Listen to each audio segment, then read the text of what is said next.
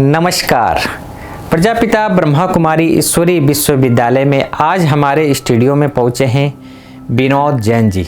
प्रभु के संग जीवन में रंग कार्यक्रम में आज हमारे साथ बने हैं विनोद भाई जी, जो 56 ईयर से अपने जीवन को पवित्र और योगी बनाकर चल रहे हैं, जो साकार मम्मा बाबा की पालना लिए हुए 1964 से आप ज्ञान में हैं, 1968 से आप समर्पित हो गए। आपका जन्म स्थान मेरठ है और आप ज्ञान में धनबाद से निकले हैं। अमेरिका जैसे देशों में भी आध्यात्मिकता का क्रांति फैलाए हैं। ऐसे प्रतिभा की धनी हमारे विनोद भाई आज हमारे सम्मुख हैं। विनोद भाई, ओम शांति। ओम शांति। विनोद भाई, बचपन आपका कहाँ बीता? बचपन मेरा मेरठ जो उत्तर प्रदेश में आता है वहाँ बीता। हमारे जो पिता थे उन्होंने ये नियम बनाया था कि जब तक आप जैन मंदिर नहीं जाएंगे तब तक आप पानी भी नहीं पी सकते, नाश्ता नहीं कर सकते, दवाई नहीं ले सकते। तो उस नियम से मुझे मेरा जीवन परिवर्तन हो गया। मैंने इंटरमीडिएट किया मेरठ में ही? मेरठ में किया। जैन धर्म में मैंने जन्म लिया। धनबाद में इंजीनियरिंग में सिलेक्शन हुआ। जी जी जी। धनबाद में जब मैं गया तो वहाँ कोई जैन मंदिर नहीं दिखाई दिया मुझे। इंजीनियरिंग कॉलेज के पास में बहुत वैराग्य हुआ कि जब जैन मंदिर नहीं है तो नाश्ता कैसे करें, तो एक दुनिया से वैराग हो गया। तो मैंने ये डिसाइड कर लिया कि इसी जन्म में मुझे भगवान की प्राप्ति करनी है। तो फिर मैं एक जैन साधु के पास गया कि इस जन्म में मैं परमात्मा की प्राप्ति कैसे कर सकता हूँ। अच्छा, मैंने धनबाद में ही? धनबाद में। अच्छा अच्छा। तो उन्होंने कहा कि एक टेम्पल है पहाड़ी के ऊपर, उसका नाम है पारसनाथ टेम्पल। बहुत जैन धर्म में वो सबसे फेमस टेम्पल है।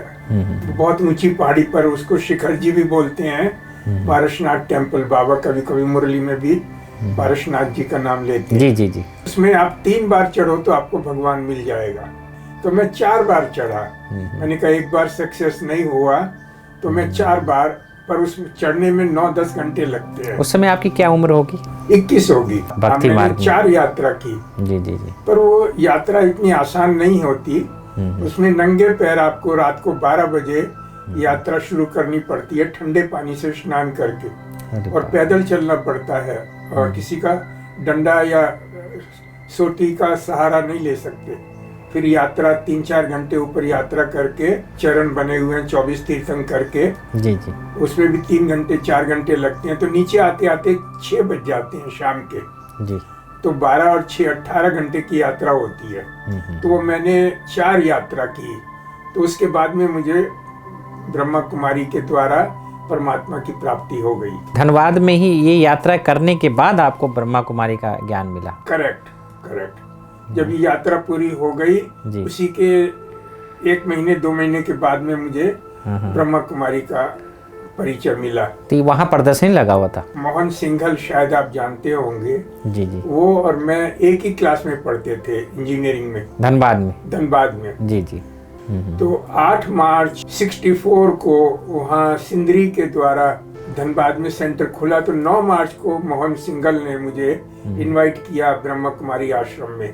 अच्छा। तो उसमें एक विशेष बात ये हुई कि जब मैंने सीधा पैर चौखट के अंदर सेंटर में रखा तो मुझे लाइट दिखाई दी ब्रकुटी के बीच में। तो उसी क्षण मैंने विचार कर लिया कि जो भी बहन कहेंगी उसको मैं 100% मानूंगा, कोई क्वेश्चन नहीं करूंगा, और परमात्मा यहीं पर है। जो भी बहन कहेगी, जब लाइट दिखाई दे गई मुझे विश्वास हो गया कि परमात्मा का परिचय यहीं मिलेगा। दूसरा लेसन शुरू हुआ, परमात्मा कहाँ रहते हैं। तो सुरेंद्र बहन जो अभी बनारस में है, वो मेरी टीचर थी।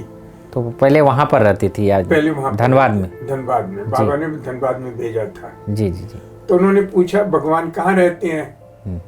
अब मुझे तो जितना ज्ञान था, मैंने कहा भगवान तो सब जगह रहते हैं। तो उन्होंने कहा भगवान परम धाम में रहते हैं। अंधश्रद्धा को नहीं मानता था, साइंटिफिक फैक्ट को मानता था, परंतु मैंने सब साइंस बाजू करके कहा हाँ जो आप कहेंगे वो सच है। मैंने कहा परमात्मा परम धाम में रहते हैं। फिर थर्सडे का दिन आया। थर्सडे के दिन भोग लगता था। थर्सडे के दिन सुरेंद्र बहन भोग लेके सूक्ष्म वतन में गई और मेरा ड्यूटी जो थी ग्रामोफोन बजाने की थी। अच्छा। हाँ, उस टाइम में ग्रामोफोन हुआ करते थे, 64 की बात कर रहा हूँ। तो जब मैंने ग्रामोफोन के ऊपर सुई रखी, गीत चला, चल उड़ जा रे पंछी ये देश हुआ बेगाना। वाह। जब ये गीत शुरू हुआ तो मेरी जो शरीर था वो एकदम लाइट हो गया और हाथ धीरे धीरे धीरे धीरे ऊपर उठने लगे और मुझे आधा में कॉन्शियस था, आधा में सूक्ष्म वतन में था। मैंने कहा ये तो साइंस के अगेंस्ट में है कि हर चीज नीचे जाती है ग्रेविटेशनल फोर्स के द्वारा, पर मेरे हाथ ऊपर खींच रहा है कोई। दिव्य अनुभव हुआ कि ये कौन सी शक्ति है। मैं हाथ नीचे करने की कोशिश कर रहा हूँ और हाथ ऊपर बढ़ते जा रहे हैं, उठते जा रहे हैं। तो फिर सुरेंद्र बहन नीचे आई भोग लेके। तो सुरेंद्र बहन ने कहा, जब मैं भोग लेके सूक्ष्म वतन में गई तो बाबा ने कहा, विनोद बच्चा बहुत मीठा है, इनको मीठी टोली खिलाओ। अच्छा, मीठी टोली तो थी नहीं थाली में, वो तो नया नया सेंटर था, फ्रूट्स लगे थे। तो बाबा ने कहा कि इनको नीचे जाके साकारी दुनिया में जाके इनको मीठी टोली खिलाना। परंतु बाबा ने मेरे हाथ ऊपर ले गए और सूक्ष्म वतन तक ले गए मेरे हाथ, और बाबा ने मीठी टोली दी और तब मैं नीचे आया। तब से मेरा साक्षात्कार का पाठ बहुत शुरू हो गया। कई साल साक्षात्कार का पाठ चला। भक्ति मार्ग में खोज रहा था, परंतु जब मिल गया तो मुझे लगन, बहुत जबरदस्त लगन हो गई, दुनिया से वैराग हो गया। फिर मैंने बाबा को पत्र लिखा। मैंने कहा, बाबा 4 साल का इंजीनियरिंग कोर्स नहीं करना चाहता, ज्ञान में सरेंडर होना चाहता हूँ। फिर बाबा का पत्र बहुत जल्दी आता था उस टाइम में, 24 घंटे से ज्यादा पत्र बाबा रखते नहीं थे मधुबन में। बाबा का उत्तर आ गया कि बच्चे 4 साल की इंजीनियरिंग पूरा करो, फिर बाबा राय देंगे कि क्या करना है। तो मैंने 4 साल की इंजीनियरिंग पूरा करके फिर बाबा को पत्र लिखा, बाबा अभी मैं नौकरी नहीं करना चाहता, बाबा की सर्विस करना चाहता हूँ। फिर बाबा ने कहा, बच्चे 2 साल का पोस्ट ग्रेजुएशन करो इंजीनियरिंग में, तब बाबा राय करेंगे। तो 2 साल का मैंने पोस्ट ग्रेजुएशन किया। फिर बाबा को पत्र लिखा, बाबा अभी मैं सरेंडर होना चाहता हूँ। तो बाबा ने कहा कि बच्चे तुम ऑलरेडी सरेंडर हो। ये कौन से सन की बात है? 68, क्योंकि तुम्हारी मन भी सरेंडर है, बुद्धि भी सरेंडर है। लेटर आते थे आपके पास? लेटर बाबा के बहुत लेटर्स आते थे। जी जी। कुछ मैं सेव कर सका लेटर्स, 5-6 लेटर्स मेरे पास हैं साकार बाबा की। और लास्ट लेटर बाबा ने लिखा 15 जनवरी 69 को। अच्छा। माना 3 दिन पहले बाबा को पता था बाबा व्यक्त होने वाले हैं, तो बाबा ने सभी पत्रों के जवाब दिए। तो वो जो 15 जनवरी का जो लेटर है वो बहुत पावरफुल लेटर है। वो बाबा ने कहा कि जो कुछ भी कर रहे हो वो एक्यूरेट कर रहे हो, बाबा ने सर्टिफिकेट दिया। और अभी 21 जन्म के लिए स्वर्ग की बादशाही लेनी है। तो ये बाबा का लास्ट पत्र मेरे पास है। उससे लगता है कि बाबा इन चीजों में डिटेल्स में नहीं जाते हैं। 1965 में जी। को मम्मा व्यक्त हो गई, तो बाबा के ऊपर डबल जिम्मेवारी हो गई। पिता का पार्ट तो बाबा प्ले कर ही रहे थे, फिर माता का पार्ट भी बाबा को प्ले करना पड़ा। वो मैं कैसे, वो मैं आपको थोड़ा संक्षिप्त में बताता हूँ। जी जी जी। जब हम मधुबन जाते थे उस टाइम में केवल पांडव भवन ही था, ओम शांति भवन भी नहीं था, मेडिटेशन हॉल भी नहीं था। तो आपके पास बाबा आते थे रात में? रात को आते थे बाबा कमरे में जी। और लच्छू दादी के साथ आते थे। जी जी। हमारा जो कंबल होता था तो उसको छूते थे और छू के देखते थे कि बच्चे को ठंड तो नहीं लगेगी रात को। तो यदि एक ही कंबल है और ठंडी के दिन है तो बाबा कहते थे लच्छू दादी को कि इनको एक कंबल और दो, मेरे बच्चे को रात को ठंडी लगेगी। इतना प्यार, इतना प्यार, माँ का प्यार। फिर पूछते थे बच्चे तुमने दूध पिया है? तो यदि दूध नहीं पिया तो लच्छू दादी को कहते थे इनको दूध दो। रात को वो कोई मच्छर वगैरह ना हो स्प्रे करवाते थे। अच्छा, धूप की देते थे। जी जी जी। तो फिर जब बाबा मिल जाते थे तो बहुत अच्छी नींद आती थी। तो माँ का प्यार जो बाबा ने दिया वो प्रैक्टिकल में मैंने अपने मम्मा जाने के बाद प्रैक्टिकल में बाबा से हमने माँ का प्यार भी लिया, जी जी पिता का प्यार भी लिया। पिता का प्यार कैसे लिया वो मैं आपको बताता हूँ। जी जी जैसे पिता प्यार से बच्चों को अपने हाथों से खिलाता है, इसी प्रकार जो बाबा का कमरा है, अभी भी जो बाबा का कमरा है, तो आधा बाबा का बेडरूम था और आधा बाबा का कमरा डाइनिंग रूम कम स्नान की जगह। तो फिर बाबा की टेबल के पास बाबा ने हमको बिठाया और बाबा ने अपने हाथों से हमको मक्खन, छोटी सी चपाती होती थी बाबा की। हाँ, मुझे याद है कि मनोहर इंदिरा दादी जब ज्ञान स्वरूप में थी तो हम लोग को मक्खन और छोटी सी चपाती में इसमें अपने हाथ से खिलाती थी। उसी तरह बाबा खिलाते थे। वाह। एक बार की बात है, बाबा ने मुरली पूरी की। बाबा की झोपड़ी के पास अंगूर की बेल थी, जी जी वहां गए तो बाबा में अट्रैक्शन बहुत बहुत ज्यादा था। जहाँ बाबा जाते थे तो हम बाबा के पीछे पीछे जाते थे। तो बाबा वहां गए, अंगूर एक तोड़ा बाबा ने और मेरे मुंह में दिया। बाबा ने कहा अंगूर कैसा है? मैंने कहा बाबा अंगूर बहुत मीठा है। तो ऐसे बाबा ने जो पिता की पालना की, माता की पालना की, और बाबा से कभी भी हमको ऐसा नहीं लगता था कि ये फादर हैं तो बहुत बड़े हैं, ब्रह्मा हैं। एक फ्रेंडशिप, बाबा से फ्रेंडशिप थी। तो बाबा से कभी हिचक नहीं थी। कभी भी बाबा कहते थे कभी भी बच्चे आओ मेरे से मिलने आ जाओ। अपनापन महसूस, अपनापन था और कभी भी डर नहीं लगता था बाबा जी से। जी जी साफ दिल रहा, कभी भी कोई बात छिपाई नहीं। बाबा को बताते थे आप? बाबा को सारी बात बताता था जी, और जैसी श्रीमत मिलती थी वैसा ही मैं चलता था। जब बाबा चले गए 69 में जी तो मैं अकेला हो गया। ओहो। फिर बड़ी दीदी जो मनमोहिनी दीदी थी, जी जी उन्होंने बहुत जबरदस्त पालना की। अच्छा। एक माँ की पालना जो थी वो मनमोहिनी दीदी ने की, क्योंकि बड़ी दीदी की जो परख शक्ति थी वो जैसे ब्रह्मा बाबा की परख शक्ति थी उसी तरह की बड़ी दीदी जानती थी कि मेरी धारणा कितनी है, मेरा सच्चाई, सफाई, श्रीमत पर कितना चलता हूँ। उस समय आप कहीं जॉब करते थे? 69 तक तो मैं पोस्ट ग्रेजुएशन किया। उसके बाद में जी धनबाद के पास कतरासगढ़ एक जगह है, जी, उसमें सेफ्टी ऑफिसर था। ये गवर्नमेंट जॉब थी? उस टाइम में कोल माइंस गवर्नमेंट के अंडर नहीं थी। 71-72 के आसपास कोल माइंस गवर्नमेंट की हुई। उस टाइम में प्राइवेट कंपनी थी। बाघमारा एक जगह है, तो शिव मंदिर में जाता था। वहाँ कुछ बहनें कुछ भाई आते थे तो उनको ज्ञान दिया, तो वो भी ज्ञान में चलने लगे। दीदी को लिखा, फिर दीदी ने हमें आगे बढ़ाया, सर्विस अच्छी हुई। फिर मैं 71 में दिल्ली और जयपुर ट्रांसफर करा लिया अपना। एक बहुत बड़ी माइंस है दिल्ली में, उसको भाटी माइंस बोलते हैं।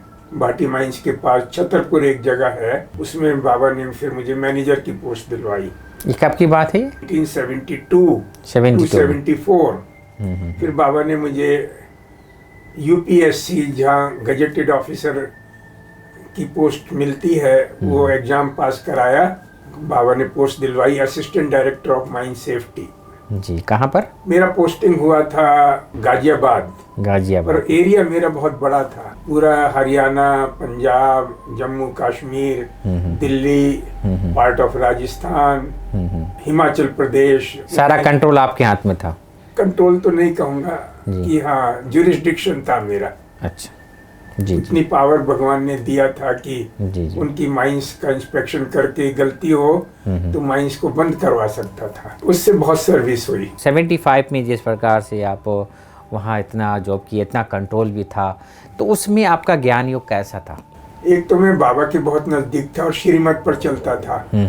दूसरी बात जो थी, जो हमारी एडमिनिस्ट्रेटिव हेड थी बड़ी दीदी मनमोहिनी दीदी, उनके बहुत नजदीक था।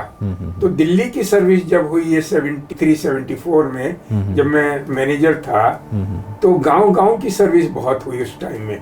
अच्छा। हाँ, तो एक हमने प्रोजेक्टर खरीदा और जगह जगह प्रदर्शनी की उसके बाद आप गाजियाबाद शिफ्ट हो गए? उसके बाद मैं 75 में गाजियाबाद गया और 72, 73, 74 में मैं गांव की सर्विस बहुत हुई दिल्ली में, आजू बाजू। जी जी जी। कितने साल गाजियाबाद में आप रहे? 1 साल। तो बाबा ने कहा कि राजस्थान रेगिस्तान है, उसको हरियाला करना है। तो मैंने और दीदी ने डिसाइड किया कि अजमेर में ट्रांसफर होना है। अच्छा। तो मैंने डायरेक्टर जनरल को बोला कि अजमेर में ट्रांसफर कर दो। तो दीदी ने क्या किया कि हमें हमेशा, दीदी ने इतनी जबरदस्त पालना की, हमेशा सेंटर पर ही रखा। तो अजमेर सेंटर पर मुझे रखा गया। अच्छा। जहाँ भी मैं रहा वर्ल्ड में सेंटर पर ही रहा। जी जी जी। तो अजमेर सेंटर पर था 76 में। 76 में माइंस का इंस्पेक्शन करना मेरा ड्यूटी थी। तो मैंने एक बैग बनाया था, कस्टम बैग वैक्सीन का। उसमें स्टोव, बर्तन, दाल चावल, थोड़े मसाले रख के, और गवर्नमेंट फर्स्ट क्लास का टिकट देती थी। तो जहाँ भी जाता था मैं खाना खुद बनाता था। इंस्पेक्शन में जो सर्किट हाउस और गेस्ट हाउस में हमको रखते थे। बाबा का नियम था, उससे बहुत सर्विस हुई। अच्छा। कैसे सर्विस हुई वो आपको बताते हैं। जी जी। तो माइन ओनर्स कहते थे, जो भी ऑफिसर आते हैं तो भाई हमारे साथ भोजन करो तो उनका रिपोर्ट अच्छी बन जाए माइंस की। तो मैं कहता था कि मैं भोजन तो आपके साथ नहीं करूंगा, परंतु यदि आपको कुछ मदद करनी है तो आप मदद कर सकते हैं। वो क्या मदद, वो एकदम खुश होते थे, कुछ तो मदद मांग रहे हैं। कोई धर्मशाला हो या गेस्ट हाउस हो या सर्किट हाउस हो या रूम्स हो, तो उसमें आप हमें 1 हफ्ते के लिए या 10 दिन के लिए या 4 दिन के लिए डंडोरा पिटवाओ और यहाँ हमारी बहनें प्रदर्शनी करेंगी। अच्छा। तो खुश हो जाते थे। तो इस तरह से जो भगवान अपनी सर्विस कैसे कराता है वो आपको बताते हैं। सोजत सिटी, सोजत रोड, पाली, नागौर, मेड़ता सिटी, जैसलमेर, बाड़मेर, इन सभी स्थानों पर सेंटर्स उस टाइम में खुले। अच्छा, 76 में? 76 में। अच्छा। सेंटर्स धीरे धीरे टाइम लगा, पर सर्विस उस टाइम में शुरू हो गई। अच्छा। पहले मैं ग्राउंड तैयार कर देता था जी। फिर बड़ी दीदी को फोन करते थे या मिलते थे, तो बड़ी दीदी हमें हैंड्स देती थी। अच्छा। तो उसके द्वारा जैसलमेर, बाड़मेर के सेंटर्स तभी खुले। अच्छा। पाली, सोजत सिटी, सोजत रोड, नागौर, मेड़ता और भी कई स्थानों के सेंटर्स उसी टाइम में खुले। जो बाबा के नियम है कि खाना खुद बनाना है और नियमों पर चलना है, उससे कितना बाबा खुद अपनी सर्विस खुद कराते हैं। और बाबा को जानते थे कि वो मैं असिस्टेंट डायरेक्टर होऊंगा तो बाबा खूब सर्विस लेंगे। तो इसलिए बाबा ने मुझे इंजीनियरिंग करने के लिए कहा और पोस्ट ग्रेजुएशन करने के लिए कहा, क्योंकि भगवान का रथ है, उनके नियमों पर, उनकी श्रीमत पर चलते हैं। तो बाबा खुद ही अपनी सर्विस खुद ही कराते हैं। मैं तो एक निमित्त मात्र हूँ। जी जी। और पर बाबा को पता था कि कैसे बाबा को सर्विस लेनी है। अजमेर के बाद क्या हुआ, डायरेक्टर जनरल ने मुझे दिल्ली में डेपुटेशन पे भेजा 1-1.5 साल के लिए, क्योंकि जो दिल्ली की माइंस थी जिसमें मैं मैनेजर था, वो गवर्नमेंट ने ले ली। अच्छा। मेरे छोड़ने के बाद में। अच्छा। Delhi state industrial development corporation, Delhi government ने वो माइंस ले लिया। जी जी। तो फिर उन्होंने, डायरेक्टर जनरल ने कहा उनसे माइंस नहीं चल रही है तो आप वहाँ डेपुटेशन पे जाओ। तो वहाँ मैं डेपुटेशन पे गया तो वो माइंस बहुत स्मूथ चलने लगी और एक्सीडेंट नहीं हुए उसके बाद में। तो फिर जब डेपुटेशन पूरा हो गया तो डायरेक्टर जनरल ने मुझे गोवा भेजा। तो 77 में आप गोवा गए? 77 में गोवा चले गए। 3 साल आप गोवा में रहे, तो वहाँ पर क्या सेवा? गोवा में पणजी में पहले से थोड़ी सेवा हुई थी। मडगांव से मैं जाता था पणजी, तो दीदी ने कहा, बड़ी दीदी ने, कि प्रदर्शनी करनी है, मेला करना है। मेला लगा, उसमें बड़ी दीदी नहीं आ पाई, उस मेले में दादी गुलजार आई थी। फिर क्या हुआ कि मेरे एक भाई थे, वो अमेरिकन सिटीजन थे। अच्छा। मेरे से बड़े भाई। जी जी। तो इंडिया आए अमेरिका से, तो उन्होंने कहा तुमने इंडिया में तो सर्विस की बाबा की, अभी अमेरिका आके सर्विस करो जी पर मैं तो जो भी कार्य करता था बाबा से पूछ के करता था। जी जी जी तो मैंने बड़ी दीदी से कहा कि मेरे भाई मुझे अमेरिका बुला रहे हैं। तो दीदी ने कहा मैं बाबा से पूछूंगी। तो बाबा ने परमिशन दी कि तुम जा सकते। अच्छा। जब भगवान ने परमिशन दे दी तो मैंने अपने भाई को लिखा कि आप पेटिशन फाइल कर दो। पेटिशन फाइल करना पड़ता है। कौन सी सन की बात है? 80, इसमें भी 80 1 साल लग जाता है। पेटिशन फाइल करो गवर्नमेंट में, इंटरव्यू होता था, जी जी जी पास हो गए इंटरव्यू में तो मेडिकल करवाते थे। तो कुछ ही महीनों में उन्होंने अप्रूव कर दिया। इंटरव्यू हो गया बॉम्बे में। जी जी गोवा से मैं बॉम्बे गया जी और अप्रूव हो गया। तो उन्होंने कहा आपको 10 दिन या 20 दिन में आपको कंट्री छोड़ना पड़ेगा। अच्छा ऐसा नियम था उस टाइम में। अच्छा अच्छा जब एक बार अप्रूव हो गया वीसा तो आप जल्दी से जल्दी आप अमेरिका जाओ। जब मैंने बड़ी दीदी से कहा कि अभी अमेरिका जाना है तो बड़ी दीदी ने लंदन फोन किया दादी जानकी को। तो दादी जानकी ने कहा नहीं, अभी अमेरिका से पहले लंदन आना पड़ेगा।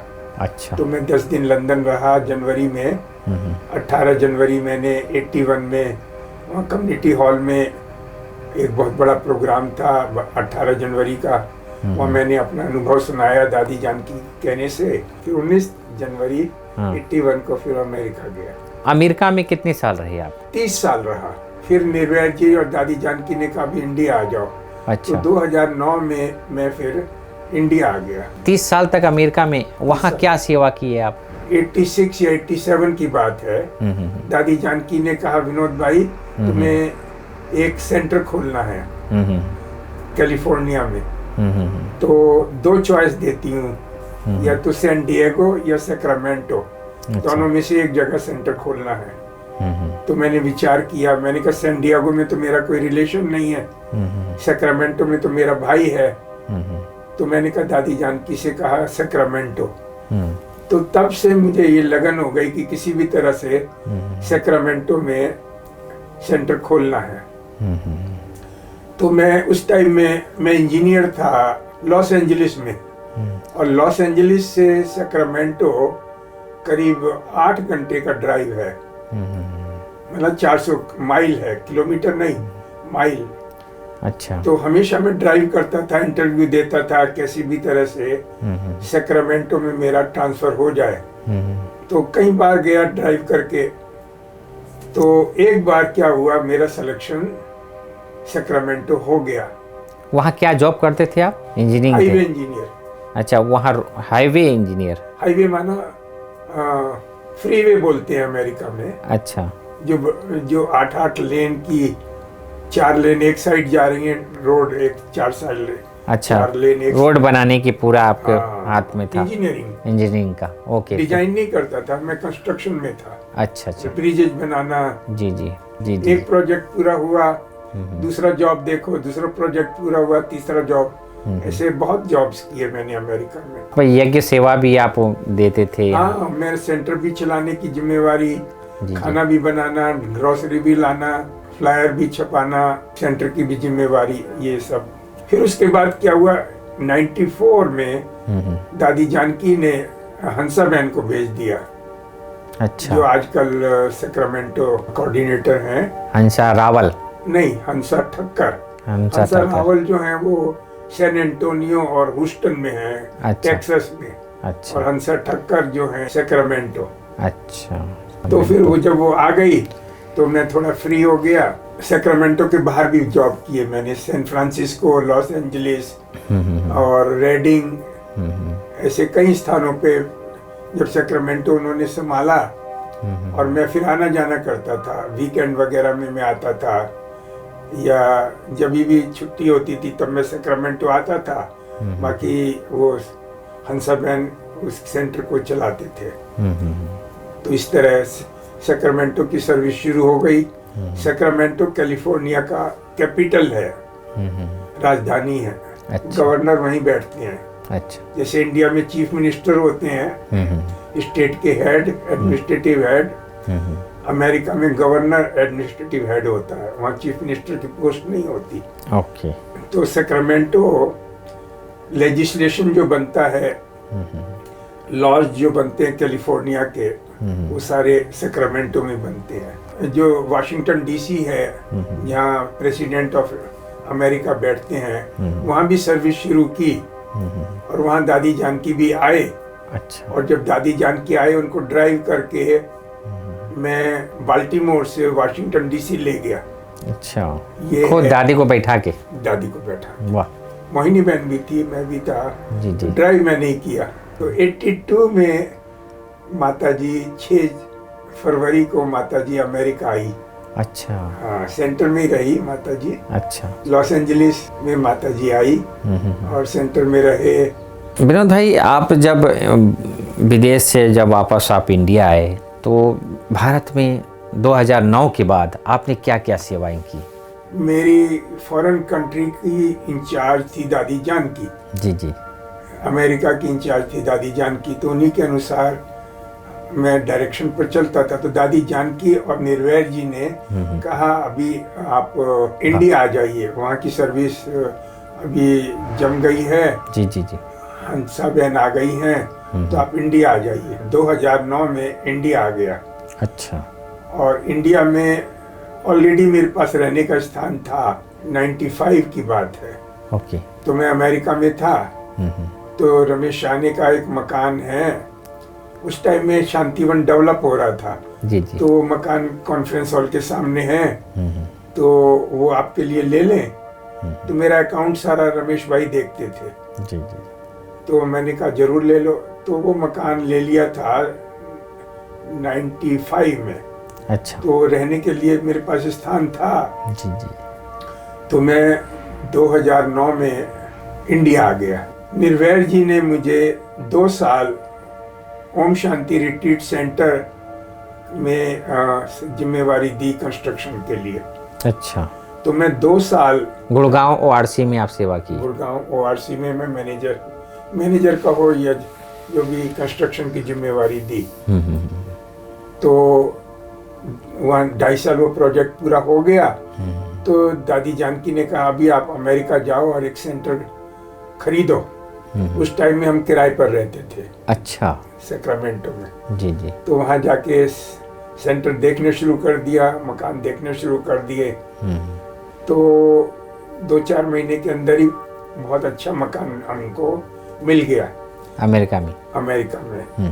फिर अमेरिका में ऐसा होता है कि ऑफर देना पड़ता है कि मकान कोई पसंद आ जाए तो उसको ऑफर दो कि मैं इतना दे सकता हूँ। तो मैंने दादी जानकी को फ़ोन किया। 2 जगह में से एक जगह थी, तो दादी जानकी का उस मकान को ले लो 3 बार कहा। अच्छा। तो फिर उसको ऑफर मैंने दे दिया और वो 2-3 महीने 4 महीने के बाद में वो पोजीशन मिल गया। तब से वो सेंटर उसी स्थान पर है। अच्छा, परमानेंट हो गया? परमानेंट हो गया। बहुत बढ़िया। फिर 2002 में दादी जानकी ने कहा फिर अमेरिका चले जाओ। फिर वहाँ मैं इंजीनियरिंग की सर्विस की। फिर मैं नोटरी पब्लिक भी बन गया। अमेरिका में ये जरूरी नहीं है कि वकील होना चाहिए आप नोटरी पब्लिक कमीशन होने के लिए। तो अमेरिका में मैं नोटरी पब्लिक भी हूँ, इनकम टैक्स कंसल्टेंट भी हूँ, रियल एस्टेट ब्रोकर भी हूँ, सेफ्टी ऑफिसर भी हूँ। कई डिग्रियां मैंने अमेरिका में ली। ये मेरा शौक है थोड़ा पढ़ाई का। काफ़ी समय तक आपने वहाँ जॉब किया? बहुत समय तक जॉब किया। 30 साल? 30 साल जॉब किया। जी, करीब जी। 30 साल में 2 साल इंडिया में रहा, तो करीब 27-28 साल मैंने बाबा की सेवा की, जॉब किया। ऐसे देश में रहते हुए भी आप अपने आप को सेफ कैसे रखे? बाबा ने मुझे सेलेक्ट किया और बाबा को पता था कि मैं बुद्धि मेरी भटकेगी नहीं, इसीलिए बाबा ने मुझे अमेरिका भेजा। अच्छा। तो अमेरिका जाने के बाद भी मैंने कभी भी पेप्सी कोला, कोका कोला या रेस्टोरेंट में खाना खाना या रेस्टोरेंट में सलाद खाना, ये आज तक नहीं किया। मैंने 30-40 साल रहा अमेरिका में। बाहर कभी भी सलाद नहीं खाया। पार्टी में जाता था, पार्टी में जाना जरूरी होता है, नहीं तो कट ऑफ हो जाते हैं। जी जी। परंतु मिलता था, गिफ्ट देना होता था, देता था, परंतु खाना कभी नहीं खाया। मिलना होता था, सब ऑफिसर्स वगैरह से मिलते थे, जी जी। पर कभी उनके साथ खाना खाया हो, उनके साथ मिलन मनाया हो, वो नहीं किया। जी जी। इसलिए मैं सेफ रहा। दोस्तों, कहते हैं अन्न का प्रभाव मन पे पड़ता है। आज जिस प्रकार से विनोद भाई ने विदेश की धरनी में 30 साल तक रहकर अपने हाथों से खुद बनाया खाया और अपना तन मन धन भगवान के यज्ञ में समर्पित भी किए और पूरी आज्ञा प्रमाण ऐसे अनन्य, ऐसे पद्म सौभाग्यशाली आत्मा आज आपके सामने आज रूबरू हो रहे हैं कि कैसे वहाँ पर रहकर भी अन्न का प्रभाव अपने ऊपर ना आने दिया।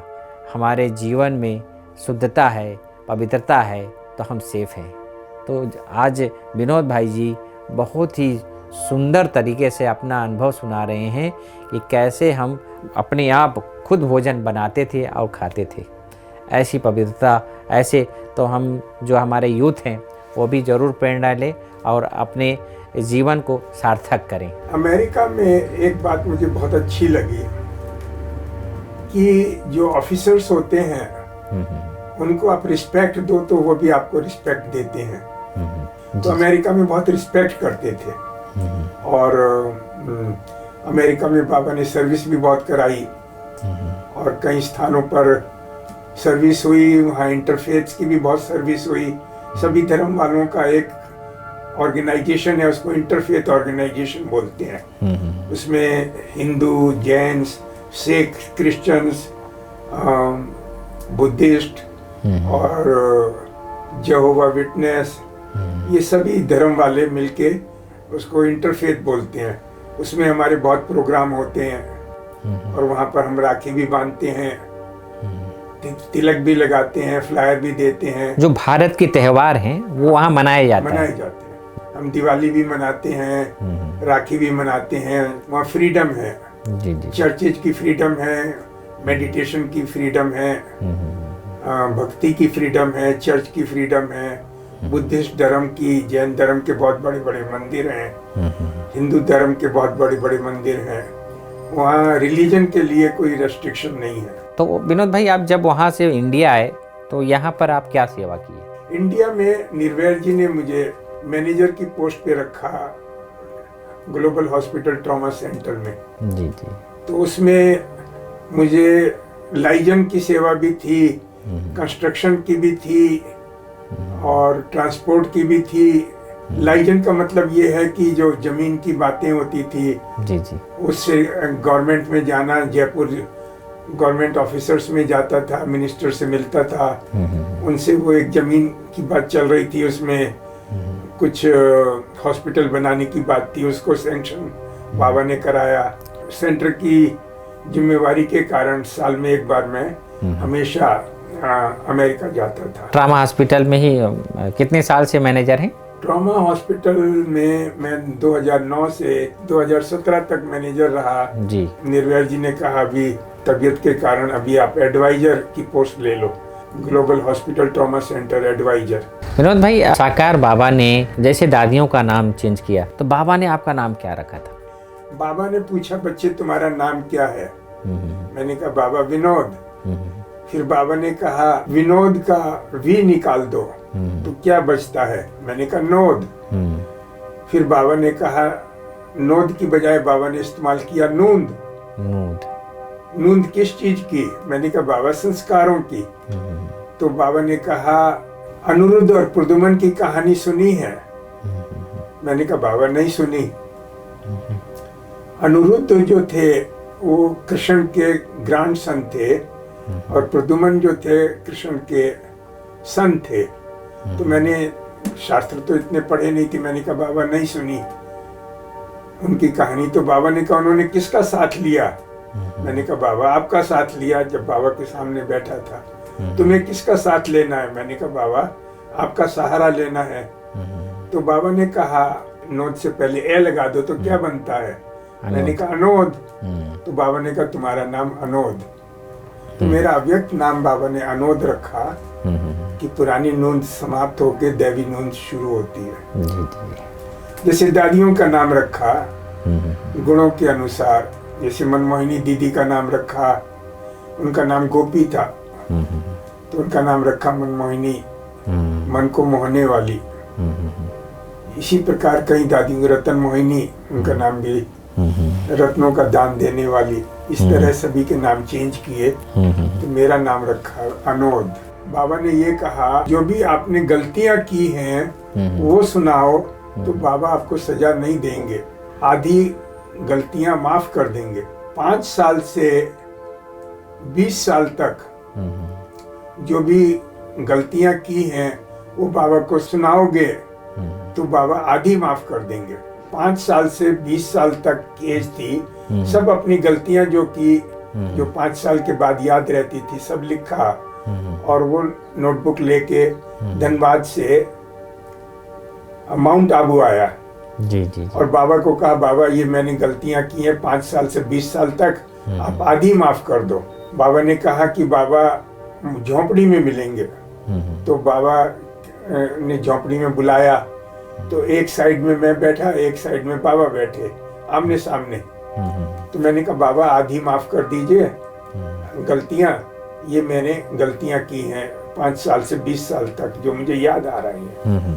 तो किताब बाबा को दे रहा था, तो बाबा ने कहा बाबा ये इतनी बड़ी नोटबुक थोड़ी पढ़ेंगे, तुम्हें अपने मुख से सुनाना होगा। किताब पढ़ता गया तो बाबा का जो राइट हैंड था वो थोड़ा सा ऐसे मूव होता था, थोड़ा सा स्लाइटली। अच्छा। जब बाबा ऐसे करते थे तो मुझे ऐसा लगता था कि आधी माफ हो गई है। अच्छा। तो जब बाबा के सामने बैठा तो ऐसा लगा कि ये तो मिरर है, मिरर से तो कुछ छिप नहीं सकता। फिर मुझे और भी बातें याद आ गई जो बुक में भूल गया था लिखने के लिए। तो उसके बाद मुझे ऐसा लगा आत्मा के ऊपर जो बोझ था वो मेरा आधा माफ हो गया। फिर बाबा ने कहा अभी आधा जो है योग के द्वारा और गुण के द्वारा, अच्छे कर्मों के द्वारा और सर्विस के द्वारा उसको माफ करना। तो उसके बाद मैं श्रीमत पर हमेशा से चला हूँ। अभी भी मेरा प्रयत्न जारी है कि आधे जो गलतियां हैं लाइफ में 5 साल से 20 साल तक वो भी खत्म हो जाए कर्मातीत अवस्था बनने से पहले। जी। 85 की बात है। मम्मी आप मधुबन आओ, तो मम्मी ने कहा कि मैं तुम्हारे साथ ही जाऊंगी। अच्छा। मधुबन तुम्हारे साथ ही। तो अमेरिका से मैं आया मधुबन। फिर मधुबन में मैंने कहा आप ट्रेन से आ जाओ, मैं मधुबन में ही हूँ, अमेरिका से आया हूँ। तो मम्मी ने कहा नहीं तुम्हें मेरठ आना पड़ेगा, मुझे लेके तब मधुबन आओ। अच्छा। तो ठीक है, बाबा की मीटिंग हो गई मेरी। फिर मैं मेरठ गया, मम्मी को लेके आया। तो 18 फरवरी 85 को मम्मी मिली बाबा से, पहली बार मधुबन में पहली बार बाबा से मिली। जी। उस टाइम में शिव जयंती का प्रोग्राम था 18 फरवरी 85। और उस टाइम में बाबा ने कोई इशारा नहीं दिया।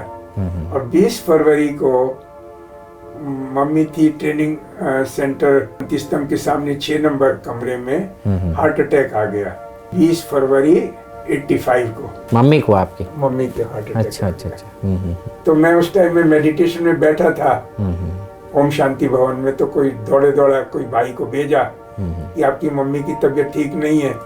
तो मैं आया तो जब तक मम्मी अव्यक्त हो गए थे। तो उस टाइम में डॉक्टर मधुबन में ही उन्होंने अपना शरीर छोड़ा। कितना बड़ा सौभाग्य की बात है। जी। प्रकाशमणि दादी ने सब जगह लाइटनिंग कॉल कर दिया, अमेरिका, इंडिया। मेरा छोटा भाई जो था वो असिस्टेंट कमिश्नर इनकम टैक्स थे। कहाँ के? बॉम्बे। उनको कॉल कर दिया। और जो अमेरिका थे उनको पता नहीं लाइटनिंग कॉल हुआ था क्या हुआ था, उनका क्रीमेशन कहाँ करें। तो छोटे भाई ने कहा कि उनका तो क्रीमेशन मधुबन में नहीं करो, मेरठ करो। तो दादी प्रकाशमणि ने कास्केट तैयार कराया और सरला दीदी को फोन किया अहमदाबाद कि उनका प्लेन रिजर्व कराओ, उनका टिकट मेरा और हमारी मम्मी का, क्योंकि वो तो लगेज में जाएंगी। बराबर। वो लगेज में गई, मैं उनको साथ ले गया। फिर दिल्ली फोन कर दिया, दिल्ली एयरपोर्ट पर भाई ने सारा अरेंज किया। वो commissioner income tax assistant commissioner थे, उन्होंने सब अरेंज किया गाड़ी का। वहाँ से मेरठ ले गए। मेरठ में फिर दिल्ली पांडव भवन से एक भाई को भेजा, शांतनु भाई थे उस टाइम में। और कपड़ा वगैरह जो उसके ऊपर चढ़ाते हैं वो सब किया। फिर मम्मी ने जो अंतिम संस्कार है मेरठ में हुआ, मेरठ में किया। हर साल मम्मी का भोग मधुबन में लगता है। हर साल 35 साल से। 2017 में मेरा हार्ट का एंजियोग्राम हुआ था। उस टाइम में मुझे बताया कि किडनी के अंदर ब्लॉकेज है। अच्छा। तो उन्होंने कहा, डॉक्टर समीर दानी जो वहाँ के बहुत फेमस कार्डियोलॉजिस्ट हैं अपोलो हॉस्पिटल में, उन्होंने कहा हो सकता है कि आपका किडनी में स्टेंट डालना पड़े, क्योंकि ब्लॉकेज है, उससे ब्लड फ्लो नहीं हो रहा है, तो हार्ट की बीटिंग नॉर्मल नहीं रहेगी। तो उन्होंने सब दिखाया उसको, फोटो वगैरह में जो उन्होंने फोटो निकाले उसके हार्ट के और किडनी के। ये हुआ तो मैंने योग का प्रयोग किया अपने ऊपर, और कुछ ही महीनों में वो जो ब्लॉकेज था वो क्लीन हो गया। तो फिर मैं समीर दानी के पास गया, जो कार्डियोलॉजिस्ट हैं, कंसल्टेंट कार्डियोलॉजिस्ट। तो उन्होंने देखा कि वो तो ब्लॉकेज नहीं है। तो इमीडिएटली उन्होंने कॉल किया अपने असिस्टेंट को कि हमने पहले कोई गलती कर दी क्या, कि पहले तो उनका आ रहा था कि ब्लॉकेज है, अभी शो कर रहा है ब्लॉकेज नहीं है। तो फिर उन्होंने दोबारा टेस्ट किया, तो दोबारा टेस्ट से पता लगा ब्लॉकेज नहीं है। तो उन्होंने कहा कहीं तो गलती हुई है, तो पहले वाला गलती है या ये गलती है। पर उनको बताया, मैंने कहा कि ये योग के प्रयोग से ये जो ब्लॉकेज था किडनी की, जो निर्वैर जी को भी हुआ था एक बार किडनी में ब्लॉकेज, तो उनको तो शायद स्टेंट डाला था, मुझे स्टेंट डालने की जरूरत नहीं पड़ी, और योग के प्रयोग से ठीक हो गया। कुछ दादियों के पालना का अनुभव सुनाइए। दीदी ने तो बहुत पालना की। दीदी को तो जिस बिल्डिंग में मैं रहता हूँ उसका नाम ही है मनमोहिनी कॉटेज, क्योंकि उनको भूल नहीं सकता जिन्होंने माँ की पालना की। तो मैंने दादी प्रकाशमणि को लेटर लिखा, शादी कह रहे हैं कि इसका ऑपरेशन करना पड़ेगा, मैं इंडिया में करूं या अमेरिका में करूं या किस डॉक्टर के द्वारा करूं, क्योंकि बहुत बड़ा मेजर ऑपरेशन था। स्पाइनल कॉर्ड का उस टाइम में इतना होता नहीं था, 91 30 साल पुरानी बात कर रहा हूँ। तो दादी प्रकाशमणि ने टेलीग्राम भेजा, उस टाइम में टेलीग्राम होते थे, फोन सिस्टम इतना नहीं था। दादी प्रकाशमणि ने कहा, बाबा ने कहा है कि इसका ऑपरेशन अमेरिका में ही कराओ और डॉक्टर सादी से ही कराओ, जेम्स सादी। तो टेलीग्राम मैंने अपने सर्जन को दिया, मैंने कहा भगवान का मैसेज आया है कि ये ऑपरेशन आपके द्वारा ही होगा और अमेरिका में ही होगा। तो इतने खुश हुए वो कि जो कहा कि मेरे द्वारा भगवान ने कहा है कि मैसेज कि मैं ऑपरेशन करूं। तो जो ऑपरेशन 6 घंटे का होने वाला था, 5.5 घंटे का, वो 4.5 घंटे में या 5 घंटे में पूरा हो गया, और बहुत सक्सेसफुल हुआ। उसके बाद कभी पेन भी नहीं हुआ, कोई भी परेशानी नहीं हुई स्पाइनल कॉर्ड में। तो दादी प्रकाशमणि ने, मनमोहिनी दीदी ने कितनी पालना की, उसको हम शब्दों में बयान नहीं कर सकते। विनोद भाई, आप बाप दादा की भी इतनी पालना ले रहे हैं, उसका हम रिटर्न कैसे करें? बाप दादा की पालना जो ले रहे हैं, बाबा कहते हैं कि मनसा द्वारा सेवा करो। तो मैं इसके लिए सुबह 3 बजे से 4:30 बजे तक उठकर मनसा सेवा भी करता हूँ। और मैं सोचता हूँ कि कुछ कंट्री ऐसे हैं कि जिसमें अभी सेवा बहुत बाकी है। अमेरिका में भी 51 स्टेट्स हैं, उसमें भी पूरी जगह सेवा नहीं हुई है, और कई स्थानों पे सेवा नहीं हुई, कई कंट्री में सेवा नहीं हुई। तो मैं सुबह उठकर और भी जो भी टाइम मिलता है उसमें उठकर मनसा सेवा करता हूँ, क्योंकि ऑनलाइन भी कभी क्लासेज कराता हूँ, अमेरिका या दूसरी जगह, इंडिया में भी, महाराष्ट्र वगैरह में। बाकी मनसा सेवा के द्वारा बाबा कहते हैं आप सेवा करो जिस कंट्री में सेवा नहीं हुई है। तो मेरा ये लक्ष्य है जिंदगी में, कैसे जिस कंट्री में सेवा नहीं हुई है, मैं नहीं गया हूँ या जा नहीं सका हूँ, उसमें मनसा के द्वारा सेवा हो। ये मेरा लक्ष्य है कि बाबा की प्रत्यक्षता मुझे आत्मा के द्वारा जितना हो सके वो कर पाऊँ। विनोद भाई, आप अपनी स्थिति को निर्विघ्न बनाने के लिए क्या उपाय अपनाते हैं आप? ये तो सृष्टि का नियम है कि विघ्न तो जरूर आएंगे, शरीर की व्याधि भी जरूर होंगी, दुख भी जरूर होंगे, साथियों से परिवार से भी प्रॉब्लम्स आएंगी। परंतु मैंने ये देखा, जो मेरा अपना अनुभव है, मैं हमेशा पॉजिटिव थिंकिंग करता हूँ। तो पॉजिटिव थिंकिंग होने से विघ्न जो है विघ्न नहीं रहते, वो सूली से कांटा बन जाते हैं और दूसरे व्यक्ति भी पॉजिटिव बन जाते हैं। तो मेरा लक्ष्य यही रहता है कि मेरे द्वारा किसी को दुख नहीं हो।